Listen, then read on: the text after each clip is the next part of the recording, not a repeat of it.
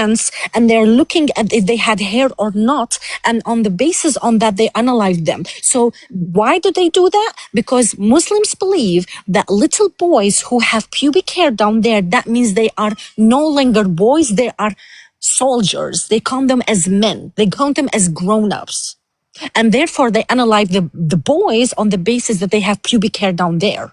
That's it. And this is why you see child marriage. They don't count them as children, they count them as grown-ups. And this is so disgusting. I don't understand. Again, there's a question someone keeps asking. You know the ritual of going to Hajj and they shave off all your hair, they shave your pubes and all that. What do you think is behind that? Well, it's many reasons. The shaving of the hair, it's because people back then, at the time of Muhammad, they had lice. Muhammad himself had lice, by the way. Did you know that? So there is a hadith of a man, he went to Prophet Muhammad and he was scratching, you hear? He was scratching his head. I was like, dude, I have lice. So Muhammad, he said, okay, shave your head. Shave your hair. The reason why they shave their hair is because of lice. The same thing, Muhammad ordered the Muslim men to do halq al-ana every 40 days. They have that's what we call lice. They need to shave. Not only that, they need to, literally every 40 days in Islam, you must shave the hair in your arse. It's sunnah of the Prophet. Every 40 days, you need to shave the hair on your arse. That means the pubes, hair, everything. You need to be smooth like Hur al-Ain, smooth. Be very soft. Why are they keeping the hair for everybody? Everyone that goes to that Mecca, they don't give it back to them. So we hair. The hair, I don't know. Put it, decorate the home. Make a necklace of it. I don't know. But this is what they do. They have machine. I've seen once on the Arabic Lives. There was a guy. He actually opened his cam and he starts shaving his arse on the live, because he's Muslim. He must shave his arse every 40 days. It's halq al-ana. There is a whole chapter about how to do it. Don't ask me why they want to shave there, but that's sunnah of the Prophet. Why do you follow this? Why you follow this religion? I don't know why they follow. I think everyone has like a perception when it comes to all these things you're talking about. You know, I'm a Muslim, but there are things in Islam that I don't totally 100% agree with. It's just like any other religion. You can't tell me whatever you believe in is perfect or is 100%. What? Like what? What do you don't believe in? Like, can you give us an example? No, do you agree with right hand position, for example? What is right hand position? Do you know what it is? No, I don't. Right hand position in 424 from the Quran. What does that mean? That's what I'm saying. I said I don't. Right hand position meaning taking women as sexual slaves. That means taking women, non-Muslim women, as sexual slaves. Umar bin al-Khattab, the Sahaba of the Prophet, he used to beat women if they covered up. If they were slave girls, he would beat them because they must walk around naked so Muslim men can look at them. Ibn Umar, the son of Umar, when he used to go to the slave market, he would touch a woman's breasts and bums before he buys her. Okay. It's totally halal. This is in the Quran, 424 in the Quran. It's acceptable for Muslims to take non-Muslims as sexual slaves and sleep with them. Agree. It's totally permitted. And it's disgusting. It's disgusting. I totally agree with you. Whatever what you just said, I 100% agree with you. Like, there are things in Islam that are when you listen to them, they don't conform with the happenings of the day, that what is norms around what we have right now. But I would like to digress a little bit. Somebody posted a post as regards sport. He said when a male is fighting or is doing a particular sport, they wear something that will fit, that will enable them move their muzzle or do everything they want to achieve effectively. But when a female is doing the same sport, all they do is go in pants, in bikini. I don't know, maybe you understand what I'm saying. I think you're trying to ask. I think you're trying to ask why is the dressing so different, even though From females and males are from doing the the male same sport. counterpart, the same Yeah. sport, but from the male from female counterpart, we've got different dressing. It's I don't because in want. Islam, women are commanded to cover certain parts of their body. For example, a Muslim man can show his chest. A Muslim man only has to cover from his belly button to just below his knee. You understand? So, for example, a Muslim man, his chest, arms, and everything can be exposed. But when Yeah. it comes to a Muslim woman, the only part that can be exposed, I believe, is her face, her hands, and her feet. Everything else must be covered, even during sports. That's why you see that they have to still dress differently. And that brings me back to the to the illustration I'm trying to put forward. You see, the elites, they will be there on the podium, on the high table, properly dressed. But you, as a wrestler or as a swimmer or as anything else, you are there just like a mere prostitute. I'm here for sure. I'm here for sure. I don't know, maybe you get what I mean. All I'm saying is every culture or everything that is happening, there are so many things that is wrong with the society. However, judging with something that happened 1600 years ago, I think to me, it's somehow absurd. There are some things that happen in the 2000 that are barbaric here in 2026. I don't know, maybe you get what I mean. Exactly what we're trying to say. Unfortunately, sir, Islam doesn't change. Anything that's relevant back then is still also relevant today. And this is the problem we're having. Slavery has not been abolished. Child marriage has not been abolished by Allah. Everything still remains halal. And this is why we're having these conversations that we don't want this religion. Because one thing you need to understand about Islam, Mr. TJ, is that Islam is not a pick and choose religion. Islam is the submission of your will to Allah. In fact, the Quran says that anything that Allah and Muhammad has made applicable, it is not for any believing man or a woman to say otherwise. So you don't have a choice. And this is why we're kicking back on this dangerous, deadly, barbaric religion. I'm sorry. But the fact that you not refuse to change, I you don't agree want to with you, reform Islam, Sheikh. we don't want it. I agree with you, Sheikh. And what I'm trying to do is, in Islam, they said, oh, whatever you are doing, you should have a reference to it. If you've got a reference to it, and then you must use your common sense. Whatever you do as well, you must use your common sense. Islam doesn't say that. Okay. Can I answer him, please? Can I just give this man a reference? Dignity, Ejo. Emma Soronsi. Mr. TJ, Yes. do you know what actually happened? It would have been better if what you're claiming are just mere human characters. Do you get it? Yeah. I hope you're getting my point now. I'm trying to understand. It would have been better if the Quran claims the events in the Quran and Hadith, if they were just mere human actions. But these were commands at a particular period of time from the creator of the universe. Okay. Like from the creator of the whole world. The world population at that period was around... Please, you continue your chat. Sir. Maybe when you are done with Mr. TJ, Okay. once he has clarity, he can go down. We have a Muslim that wants to come engage up. Okay. Thank you. Okay. So these are not mere human actions from Muhammad. You know, during this period, every part of the world were fighting wars. There were brutality around the world and all sorts of things were going on. We understand that as human beings.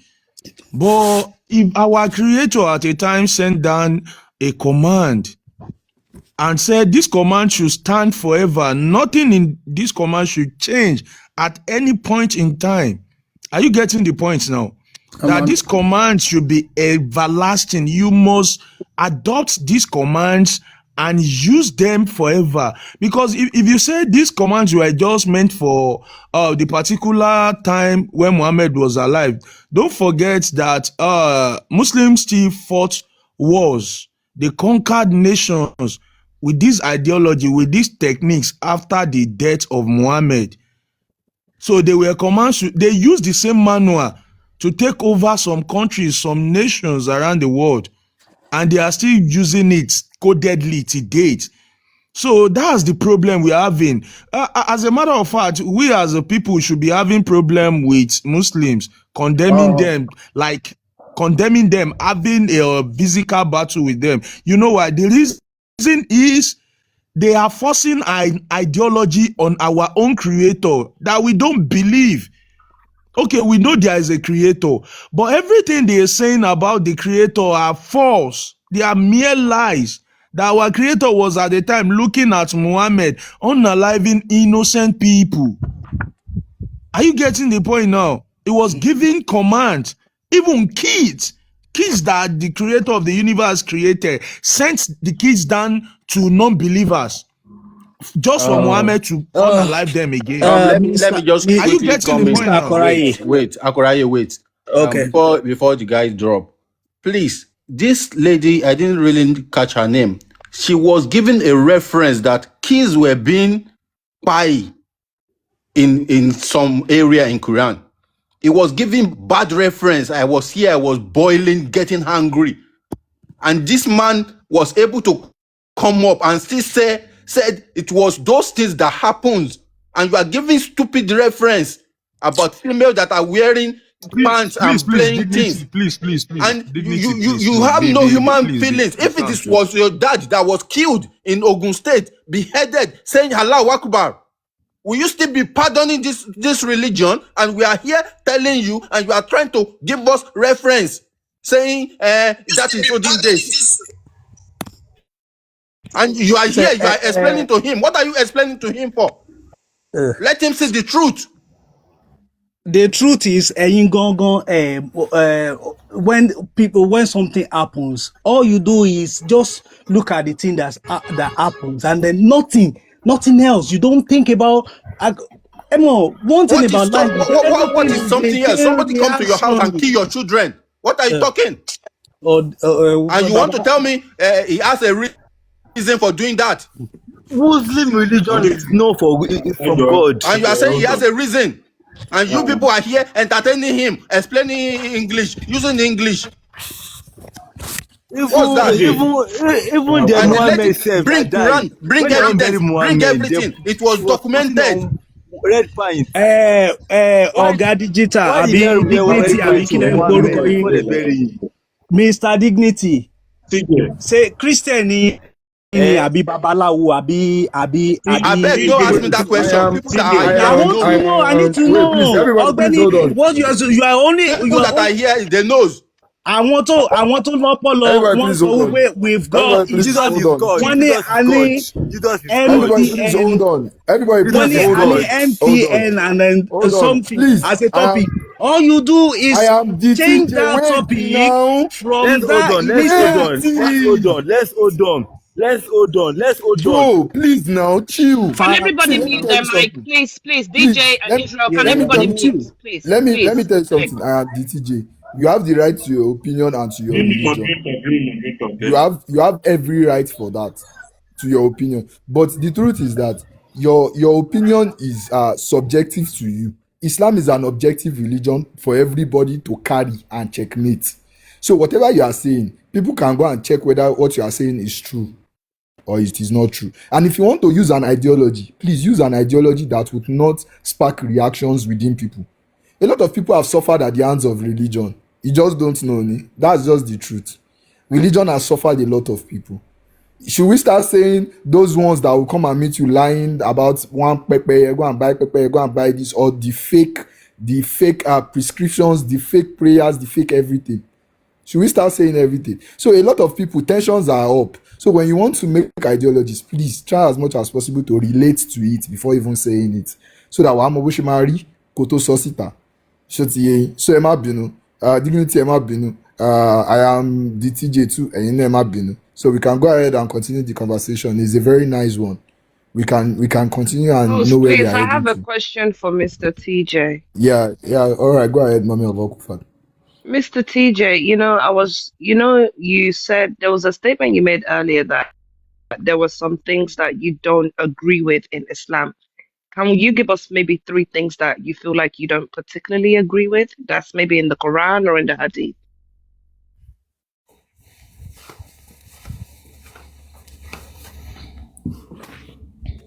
First of all, I don't want to dwell on the religion. The initial topic, Onimo Ele bring back, which is the issue of MTN, their advantage and disadvantage, the Islamic banking advantage and disadvantage. Before we move from that, We've already moved far from that. I That's the topic. know the topic has metamorphosized. Mr. TJ, you can't go back there. This is a live program. We can't be going back. If everybody is doing that, we will move forward, please, with all due respect. Go on then. I did ask you a You can question, quietly but if you answer don't our want to question. answer, you don't have to. You can answer a question. If you don't want to, fine. Maybe somebody else can talk. You understand? Thank you very much. I have question. Good. Muslim I have question for Muslim. No, Mr. I am DTJ. You should have allowed him to explain his explanation of MTN and this thing. Now, let me hear what he wants to say. I'm giving you an invite. Come and tell me how how Islam is beneficial than MTN in Nigeria. I've given you an invite. Come, your space is there. So I want to hear what you have to say. Please, we are waiting, sir. Bring it back.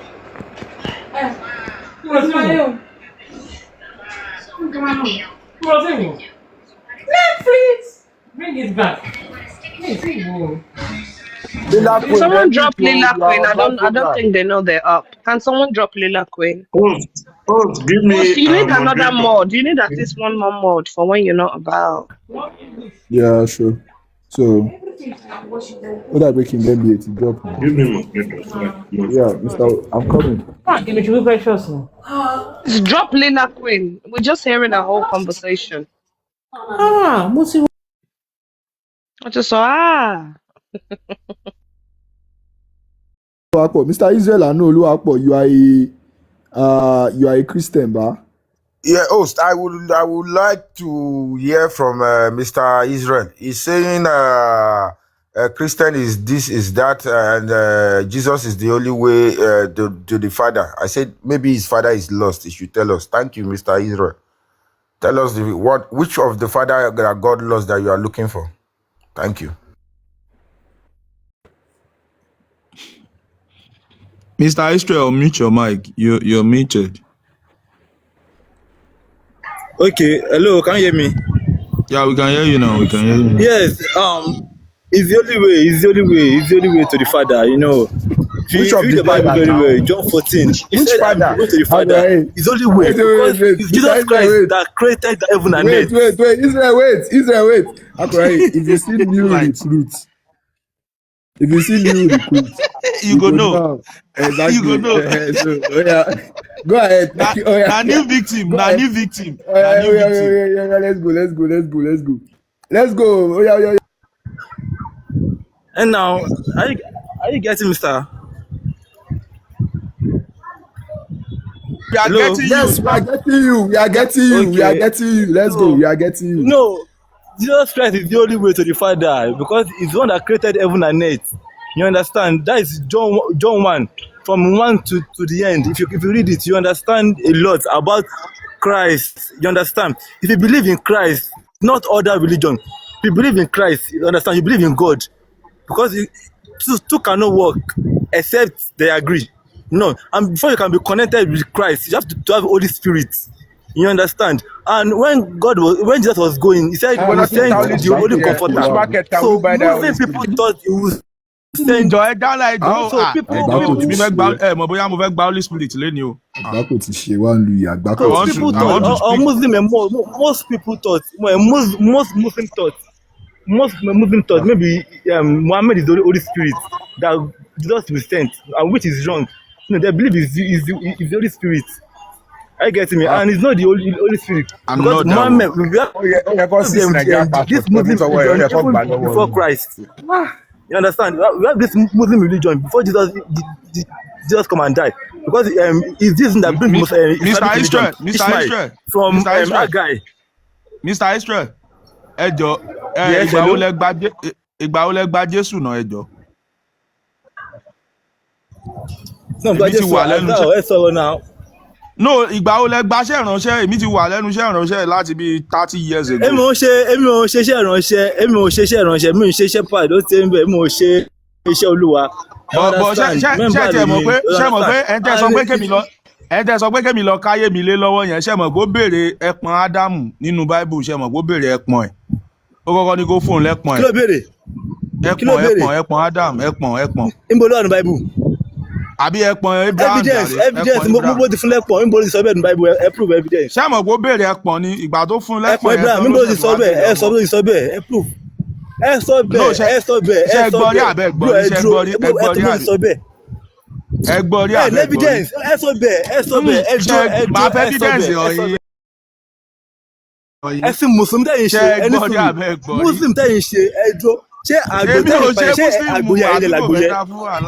Kí ló kàn mí pẹ̀lú àlà? Àbáyé àlà fẹ́ bàjẹ́ kí n tèmi pẹ̀lú àlà. Kò ní dáa fún Yahweh. Àwọn méjèèjì jọ máa ṣe orí burúkú papọ̀ ni. Kí ló kàn mí pẹ̀lú wọn? Mi ò ṣe Muslim bàbá ẹ̀. So nǹkan tí mo bí ni ṣe mọ̀ pé wọ́n béèrè ẹpọ̀n, ṣe mọ̀ pé wọ́n béèrè ẹpọ̀n lọ́wọ́ Ádámù kó tó di pé wọ́n á padà béèrè ọmọ ẹ̀ lọ́wọ́ ẹ̀. Ṣẹ́yìn mọ́ àbẹ́ mọ́. Ẹ fún mi ní. Mo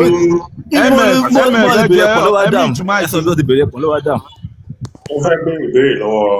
MF ẹjọ́ mute mic yín, Mr. Otego. Please, àwọn tó bá ń wọlé Dignity and MF, mute ẹjọ́ tẹ́ bá ń wọlé.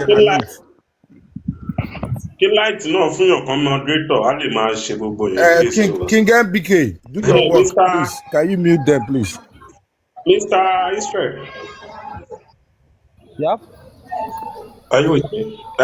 Ẹ jọ̀ọ́, ṣé human being àwa èèyàn ṣé a lè survive láì jẹ láì mu? Láì jẹ láì mu, a lè survive láì jẹ láì mu, but 41 days ó pẹ́ jù. Bàbá mi, ẹ wò ó, gbogbo ohun tẹ bá ń wá láyé á tẹ̀ yín lọ́wọ́. Ẹ ṣé gan. Ẹ jọ̀ọ́, nígbà tí Jésù jíde látinú ipò òkú, ṣé òun àti flesh ẹ̀ ló bọ́ ta àbí spirit ẹ̀? Okay, báyìí ṣẹ́rí kò gbé ara yẹpẹ̀ jáde. Ṣé ìbéèrè mo béèrè? You understand? But spirit, but spirit ẹ̀ ó fi ràn. Ẹ dúró, ẹ má jẹ́ ká rọ́ọ̀ṣì. Ó wà nínú ẹ̀mí spirit. Ṣé nígbà tí Jésù jí dìde níjọ́ kẹta, ṣé ó jí pẹ̀lú flesh ẹ̀ ni àbí spirit ló bọ́ ta? Kò jí pẹ̀lú flesh, pẹ̀lú spirit ni. Ok, òkú ẹ̀ wà nulẹ̀, spirit ẹ̀ wá rìn bọ́ta wá bá wọn. Everything ẹ̀yin mọ́ ló ṣiṣẹ́, gbàtọ́ máa fi dé bẹ́ẹ̀ ní kùtùkùtù òwúrọ̀. Gbàtọ́ máa fi dé bẹ́ẹ̀ ní kùtùkùtù òwúrọ̀, òkú ẹ̀ ti kúrò bẹ́ẹ̀, wọn ò bọ́ òkú ẹ̀, but spirit ẹ̀ ló jọ sí wọn. Ok, òkú ẹ̀ kúrò bẹ́ẹ̀, but òun dẹ̀ wọ́ta tó tún ní kó máa fọwọ́ kàn án lọ́wọ́, tó tún padà jẹun. Yes. Okay, ẹ dúró, yes. So spirit ẹ̀ ló ó ní sèjì kan gbà tó lọ tó fara ràn wọ́n. Ẹni sùúrù tó fara ràn wọ́n, ó ṣe bẹ́ẹ̀. Ẹ wo bí ká má tì ẹni sùúrù. Mi ní sùúrù. Ẹ ká ṣe báyìí. Ẹ ká ṣe báyìí. Mr. Walter, ẹ jẹ́ ká fún yín ní 1 minute kẹ́ fi béèrè gbogbo nǹkan tẹ́ fẹ́ béèrè. A máa fún Mr. Israel náà ní time láti fi answer yín so that wọn ní máa interject they máa get nǹkan tẹ́ ìmọ̀ èjì child. This MF Bala, mute the person, I don't know who is it. MF Bala. Okay. No, I think he's a Muslim that wants to. He wanted to have interaction with Razan. Yeah, he's a Muslim. Yeah. So, all right. Go ahead. Thank you, Biogate. Go ahead, Mr. Water. Ẹ jẹ́ ká fún yín 2 minutes, Mr. Water. so that Okay. So Mr. Israel. All right, now bad advice. èmi Sure, àti you know. èmi àti Mr. Israel àtijọ́ agree pé èèyàn tó jẹ́ human being they can only survive for 41 days láì jẹ láì mu tí a jọ agree yẹn.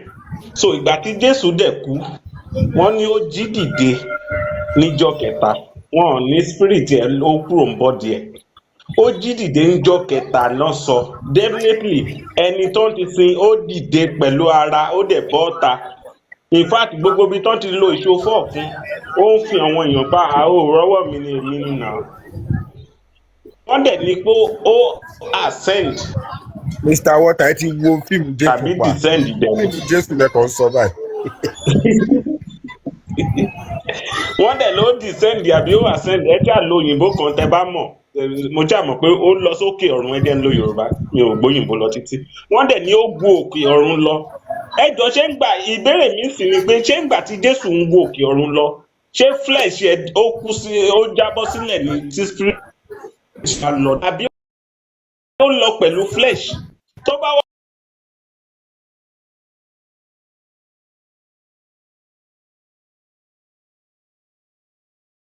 tí jésù yọ sáwọn ọmọ ẹ̀yìn ẹ̀ ó ti ń bẹ̀ ó ní pé nísinsìnyí ó ní kò sí àtọ́ máa fọ́ ọkọ̀ òun kò sí fara àwọn ọlọ́run ó ti ń bẹ̀ bọ̀wá tó fara àwọn ọlọ́run tó wá ó ti ń bẹ̀ ó sọ fún ọ.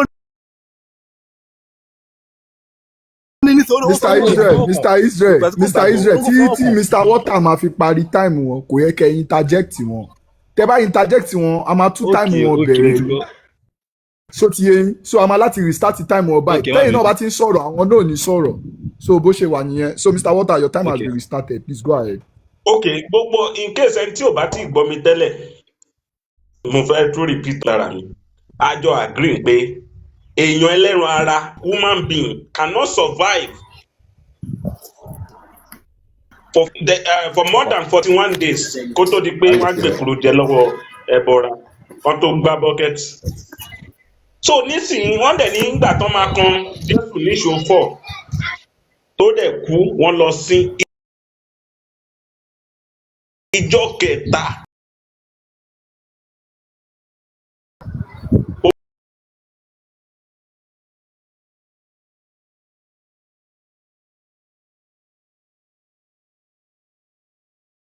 èèyàn máa kàn wọlé tẹ̀ ní ilé ṣé automatic ní kíní yẹn wà ní. Kí ó sì gan náà in case tí o bá síbẹ̀ wọ́n ń gbé wọn wọlé ni kò sí automatic it's people that are bringing them in. So what I'm saying is that nísìnyí tí Jésù ti jí dìde wọ́n dẹ̀ ní ó gun òkè ọ̀run lọ adẹ̀ this is let's just say 2000 years nsìn àbí 1900 years tí Jésù ti lọ kí ló ń jẹ because flesh human being ló gbé lọ kí ló ń jẹ ó di 2000 years ó tún ti sọ̀rọ̀ again lọ́pọ̀ ẹ̀ máa ń lo èmi ni máa ń lo gbogbo táìmù tán mi báyìí nìyẹn ọlọ́run ẹ má táìmù mi padà. mo ń jẹ́ kó yé yín ẹ ṣe mistake náà kọ́ ẹ ṣe mistake ni mo lè correct yín ẹ má bínú. má sọ̀rọ̀ tó bá ti sọ̀rọ̀. Mr. Israel, one thing ẹni sùúrù Mr. Water, Mr. Israel, one thing as a human being ni pé ó yẹ kẹ́ mọ̀ time láti chill, láti calm down, láti relax. Kò sí no matter what tí Mr. Water bá sọ, ẹ máa ní time láti reply wọn. Ṣó ti yé yín? So ẹ kàn fi wọ́n lẹ̀ kó sọ̀rọ̀ kan tó fẹ́ sọ. Oya Mr. Water, your time has started. Ẹ ṣe jàre nígbà tí Jésù ọmọ Mary ọmọ bàbá kápẹ́ntà nígbà tó jí dìde tó ní Mary Magdalene wọ́wọ́ mi èmi rẹ̀ nà mí pẹ̀lú ìwò ìṣòfò tó ń fi kàn lọ́wọ́ gbogbo wọn dẹ̀ rí ó dẹ̀ tún bá wọn jẹ oúnjẹ kó tó ṣe descend àbí tó ascend gbogbo ibi tó ascend lọ kó tó gun òkè ọ̀run lọ tá a dẹ̀ gbà pé èèyàn ò lè survive more than 41 days kó tó gbé ìkúrú jẹ àbí kó gbá bọ́kẹ́tì báwo ni Jésù ṣe ń kóòpù ní heaven àti pé ṣé èèyàn ẹlẹ́ran ara bíi tèmi ni creator tó wà ní heaven tó ń sọ pé Jesus is God because Mr. Israel sọ pé Jesus òun náà lọ́lọ́run ṣé ọlọ́run èèyàn lára ara tó ní pọ́nrán bíi tèmi báyìí ṣé òun ló wà ní heaven tó tó fẹ́ dájọ́ fèmí èèyàn bíi tiẹ̀ tájọ ní nǹkan kan náà àbí gangan báwo ló ṣe ṣẹlẹ̀ n tí mo béèrè nìyẹn ẹ jẹ́ kí Mr. Israel gbóhùn sókè báyìí. Alright, Mr. Israel, mo máa fún yín ní 2 minutes nísìnyí. Tí bá ti fún yín 2 minutes yẹn gbogbo nǹkan tẹ́ bá ń sọ anybody ò ní interject yín ẹ̀yin dẹ̀ lẹ́ni time yín. So 2 minutes. Mo ti start time yín báyìí.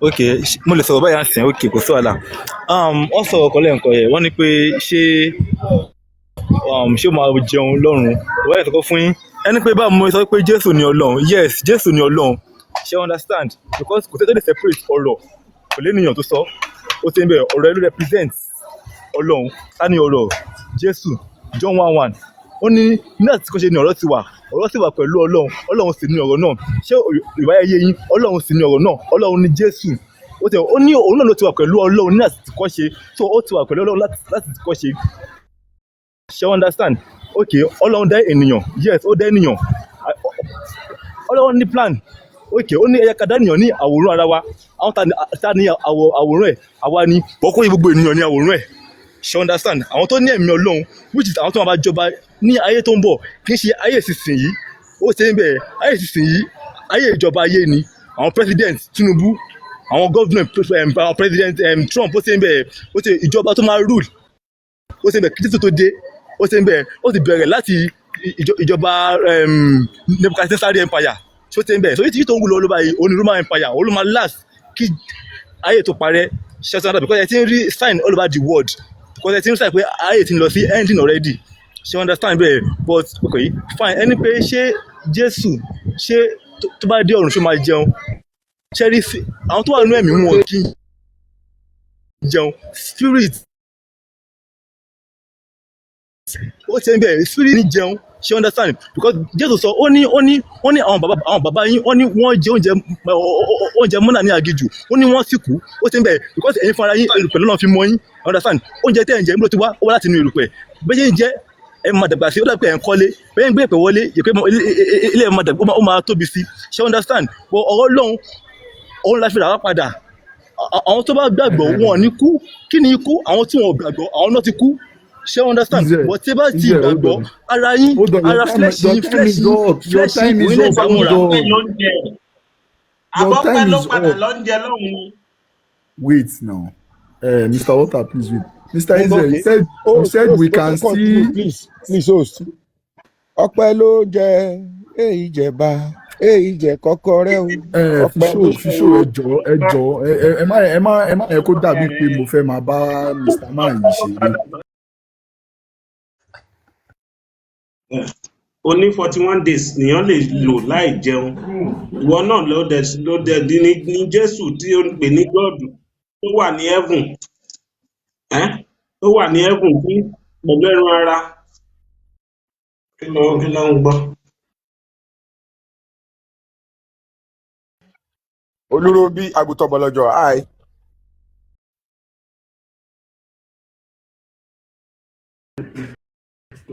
Mr. Israel, have you seen where 1 day is equals to 1,000 years? Hello, are you here? Yes, we are with you. Ṣé ẹ ń gbọ́ mi? Okay. Ẹ ṣe Bible yín wà pẹ̀lú yín bẹ́ẹ̀. À ń gbọ́ yín àwa pẹ̀lú yín. Okay. Second Peter yes, wà Second Peter 3:8. Ṣé ẹ ń gbọ́? Ó yẹ ẹ̀ka fún wa ó ní ṣùgbọ́n olùfẹ́ mo kà yìí ṣùgbọ́n olùfẹ́ ẹ má ṣe gbàgbé ohun kan yìí pé ọjọ́ kan lọ́dọ̀ Olúwa bíi ẹgbẹ̀rún ọdún ni ó rí ṣẹ́rí ó wá ní àti ẹgbẹ̀rún ọdún bíi ọjọ́ kan ṣẹ́rí ẹjọ́ ṣẹ́rí ẹ̀yìn náà pé ilẹ̀ ṣùlẹ̀ mọ́ Ọlọ́run is not reading. Second Peter what lẹ́ka. Carton now, carton, brother, the carton, please read it to the end. Carton 3 years. And now, I'm going to count to the end. And now, 2 Peter 3:8. Hello, car. Yes, hello, car. 2 Peter 3:8. Hello, car.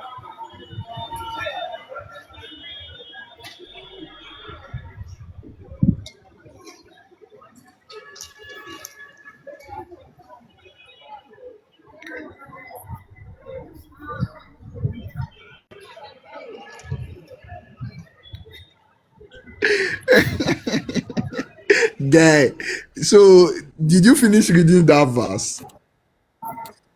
Bro, did you Yes, I finish did. reading the verse? Are you Yes, 8. sure? Are you sure you Yes, 8. Yes. Yes. Yes. Yes. oh yeah, read the verse And now, finish. Read it bro, for us. see, bro, bro, Oh wait, yeah, read calm, it bro, for wait. us Tell you, now. oh my Yanilenu, because, Okay, wait, let me help you since you don't wait, want oh to my read it. Yanilenu, Let me because help you. Emo. The verse says that, and do not forget, beloved, that a day is like 1,000 years with your Lord, and 1,000 years with your Lord is like a day. So it's actually it's not buttressing your point of Jesus saying, I'm coming back in the next 2 days. Do you understand? Chama, wait. Do you understand Sherry, that? bro, wait, calm down, Or bro. or Sherry, officer wait, there, calm down, bro. Edo. No, no, no, no, no, no, no, no, no, no. You can't just say that. Sherry, can I put that? Okay. I can't say what. Tún gbà yàbí. Edo. Gbà kí Gbà ni kí yàbí. lẹni kí n gbà Okay, ẹjọ́. kàn lọ sí look. Ẹ̀gbọ́n yìí, ẹ̀gbọ́n ẹ jẹ́ sọ̀kan Chama, fún yín sà. wait, bro, wait, Ẹ má yẹ ká deceive ara wa. Ẹ ní sùúrù, ẹ ní sùúrù. Edo. Believe Ó yín, yẹ lọ sí ẹ ní sùúrù. sí Edo. Second Peter, Edo, ẹ máa kábọ̀ àṣàlẹ̀. Ẹ̀ka náà yẹ mọ́.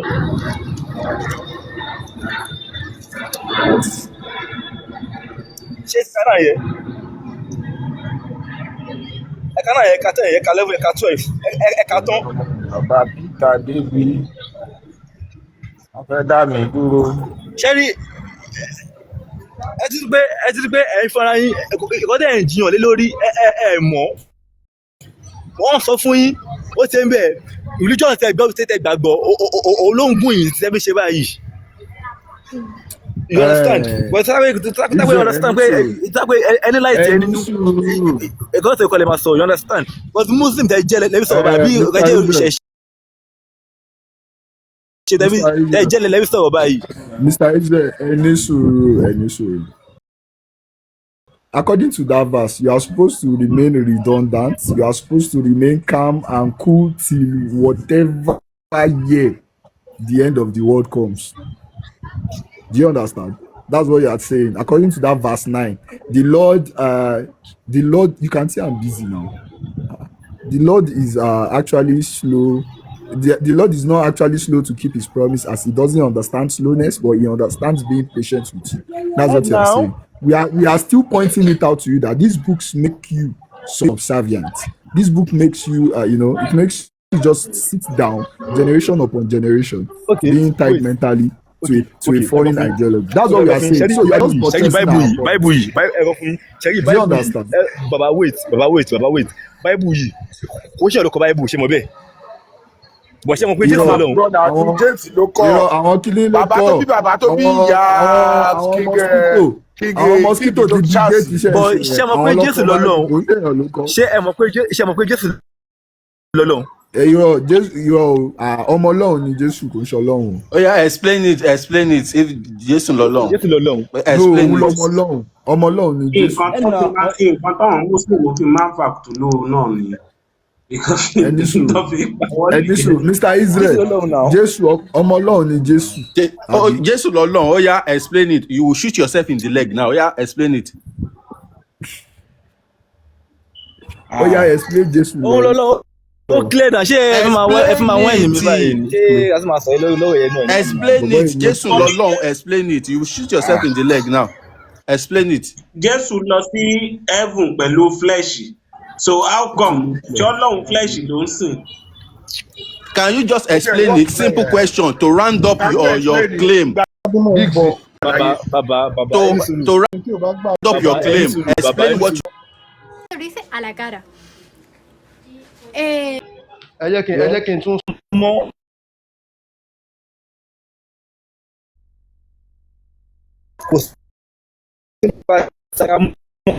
mo ti mọ level yín báyìí mo ti rí pé understand nǹkan tẹ́ ẹ̀ ń sọ you understand Jésù ò lára báyìí ìgbà tó wá sáyé ló lára ó wá ṣe tó wá láyé ni ló fi lára ara tó wá ṣe iṣẹ́ tó wá ṣe iṣẹ́ ikú ló wá ṣe ẹ̀ṣẹ̀ kí ni ẹ̀ṣẹ̀ Israel ta ló délé ló mú ikú ìgbà tó dìde ṣé ta ló wà lórí ìtẹ́ ṣé spirit ló dìde ni àbí ìgbà tó wá sílé ayé yẹn ta ló wà lórí ìtẹ́ ìgbà tó wà lé ayé 33 years ló lò lé ayé ta ló jókòó sórí ìtẹ́ àbí ta náà fi ṣàrólé fún tí o mọ̀ pé tí ọba bá kúrò ní àkúsùn. Okay, yes.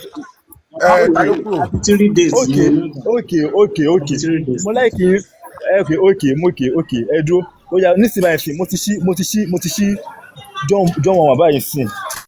Ó ti bẹ̀ gẹ́gẹ́ náà ṣí bẹ̀ so ẹ máa mọ ẹjọ́ lórí tẹ̀. Ẹ jẹ́ kí bọ̀bọ̀ yẹn answer question ẹ̀yọ̀kan yẹn kó round up kẹ́lòmí béèrè question explain it bí Jésù ṣe jẹ́ Ọlọ́run ẹ má bá fa anything explain it tó bá ti lè explain ẹ̀ bọ́lẹ̀. Ní àtìkọ́ṣe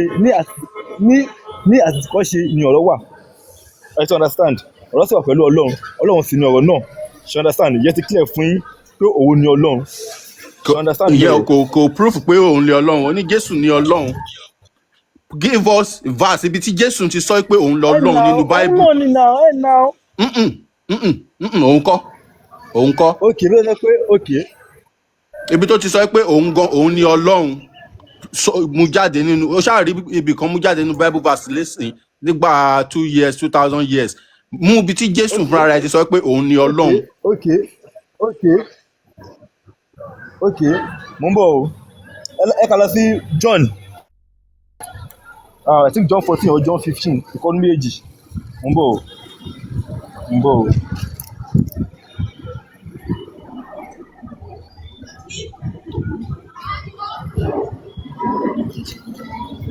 Mo máa ń bínú because ó ní pé bàbá mi ó tóbi jù mí lọ ṣe understand. O ti ń sọ pé bàbá mi sì báyìí o ti ń sọ pé bàbá mi o ti sọ pé bàbá mi tóbi jù mí lọ o máa yà kúrò ń bẹ̀ o ibi tí Jésù ti sọ pé òun ni Ọlọ́run nínú Bible yẹn mú jáde. Ẹ dúró Jésù sọ pé mi ni Ọlọ́run ó lè mi àti bàbá ìkọ́ ni wá. Yes kí ni ìkàn kí ló fi jẹ́ kan ẹ̀mí náà fi jẹ́ kan ẹ̀mí. Listen bàbá. Ṣé ẹ lè rí ẹ̀mí ṣé ẹ lè rí ọ̀rọ̀ ẹ lè rí gbàgbọ́ ohun tẹ bá rí kò lè fún yín ní gbàgbọ́ ṣe mọ̀ bẹ́ẹ̀. Listen ohun tí ẹ kò rí. Listen kò ṣàṣẹ látẹ̀yìn dọ́là máa gbọ́ preacher kò ṣàṣẹ látẹ̀yìn dọ́là o lè rí ibi tí Jésù ti sọ pé òun ni Ọlọ́run ibi tó sọ pé òun àti bàbá òun they are one he make sure kó jẹ́ pé plural ó jẹ́ ká mọ̀ pé òun àti bàbá òun wọ́n rán òun ṣẹ́ ni kò ever sọ pé òun ni Ọlọ́run ever so don't come here gbogbo àtàkùn wa bí ta bá dákẹ́ amọ̀kọ́ tá à ń ṣe. Yes. You get.